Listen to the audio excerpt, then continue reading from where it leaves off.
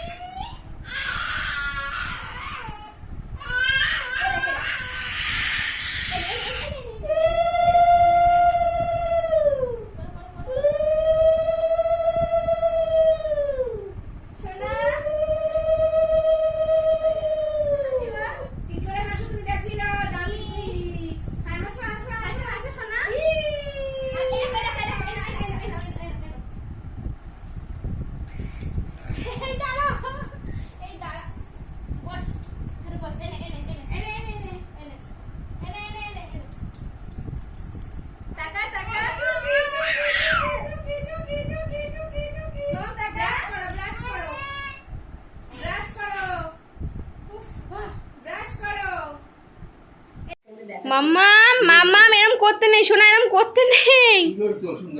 এ বাবা, বাবা ফোন করছে, বাবা ফোন করছে, যাও বাবা ফোন করছে, যাও। দরজাটা বন্ধ করো। কি করছে কি করছে? হ্যাঁ, বনুকে খাই দে, বনুকে খাই দে, বনুকে খাই দাও, বনুকে খাই দাও।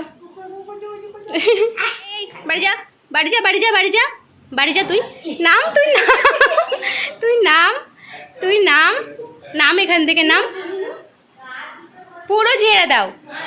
এ বাবা, বাজে মেয়ে, একটাও রিলস বানাতে পারলাম না। হ্যাঁ, ব্রাশ করাও। এই যে এগুলো এখন আমাকে গোছাতে হবে। এই যে ফটোশ্যুটের 12টা থেকে 13টা বাজিয়ে দিয়েছে মেয়ে আমার। কি করেছে? কি করছো তুমি? এটা কি হচ্ছে? এ বাবা, ফটোশ্যুট সব শেষ করে দিল, ফটোশ্যুট সব শেষ করে দিল।